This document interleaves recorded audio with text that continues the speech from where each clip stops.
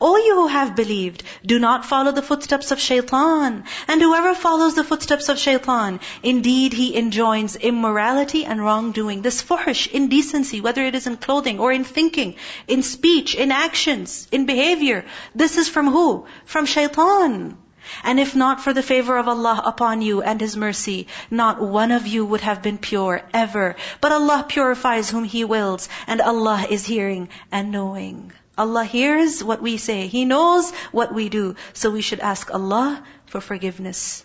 وَلَا يَأْتَلِ أُولُو الْفَضْلِ مِنْكُمْ وَالسَّعَةِ أَنْ يُؤْتُوا أُولِي الْقُرْبَى وَالْمَسَاكِينَ وَالْمُهَاجِرِينَ فِي سَبِيلِ اللَّهِ وَلْيَعْفُوا وَلْيَصْفَحُوا أَلَا تُحِبُّونَ أَنْ يَغْفِرَ اللَّهُ لَكُمْ وَاللَّهُ غَفُورٌ رَحِيمٌ. And let not those of virtue among you and wealth swear not to give aid to their relatives and the needy and the immigrants for the cause of Allah, and let them pardon and overlook. Would you not like that Allah should forgive you? And Allah is forgiving and merciful.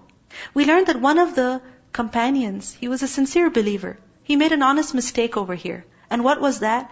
That he was one of the people who spread the slander against Aisha radiallahu anha. Meaning he heard it from Abdullah bin Ubay. He didn't start it. He heard it, but then he passed it on. And then he spoke about it. And he accused Aisha radiallahu anha and that companion of committing zina. And this companion, Mistah radiallahu anhu, who made this mistake over here, he was a muhajir. He had immigrated from Makkah to Medina. Imagine. Because you see, good people can also make big mistakes. They're human beings after all. And he was a relative of Abu Bakr radiallahu anhu also. He was related to Aisha radiallahu anha. Alright? And on top of that, Abu Bakr radiallahu anhu used to financially aid Mistah. And when Mistah participated in the slander, Abu Bakr radiallahu anhu was so hurt, he said, from now onwards, I'm not giving Mistah anything. Would we do something like that? Of course, we would. All my life I've helped you, and this is what you do in return? Don't we say these words over and over? So imagine, Abu Bakr radiallahu anhu, he was a human being also. So what happened? He said, I'm not going to continue helping Mistah, but Allah subhanahu wa ta'ala interceded for Mistah over here. That once tawbah is done, had was carried out, then forgive and let go. And Abu Bakr radiallahu anhu agreed. So what happened? He started giving Mistah again. And in fact, he gave him more than what he used to give before. Because he was giving for whose sake? For the sake of Allah subhanahu wa ta'ala. Indeed, those who falsely accuse chaste, unaware, and believing women are cursed in this world and the hereafter. And they will have a great punishment. So none should think from the above ayah that it is okay to accuse women and attack the honor of other people. No, it's not okay. Wrong is wrong.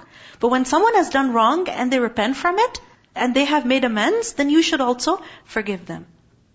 But this ayah, again, it warns us that we should never ever indulge in such conversations, accusing people of zina without any proof. The Prophet ﷺ said, if somebody slanders his slave, and the slave is free from what he says, and this is not slander of zina. This could be any false accusation. You stole, you did this without my permission, and generally this happens, that servants are blamed. Children are blamed. You broke this. You did this. You did that.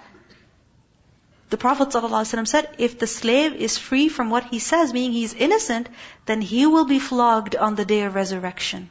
Who will be flogged? The master, the one who accused, will be flogged on the day of resurrection. Unless the slave is really as he described him. So, we should really seek forgiveness from our children also when we falsely accuse them and we hurt their feelings and later on we find out that it wasn't them, they were innocent. If something like this has happened, we need to seek forgiveness. This is for any kind of accusation, not just zina. On a day when their tongues, their hands, and their feet will bear witness against them as to what they used to do, that day Allah will pay them in full their deserved recompense, and they will know that it is Allah who is the perfect in justice. Al-khabithatu lil-khabithin, wal-khabithuna lil-khabithat. Evil words are for evil men. Meaning, evil words, they don't befit clean people. Good people, don't say bad words about them. And evil men are subjected to evil words. Meaning only evil men will say evil words. Or, over here, the ayah can also be understood as, evil men are for evil women, and evil women are for evil men. And good words are for good men, meaning they are worthy of it. And good men are an object of good words, meaning words, Basically what we learn is that words of a person, what a person says, they reflect the personality of the one who has said them. Words really show what is inside. A person is recognized by his speech. So here we are being warned that if you consider yourself to be a good person, then don't talk about indecent stuff. Don't slander, don't falsely accuse other people. Those good people are declared innocent of what the slanderers say. No matter how much they're accused, Allah subhanahu wa ta'ala declares them innocent. For them is forgiveness and noble provision. Why? For their sabr over the adha, over the hurt that they have.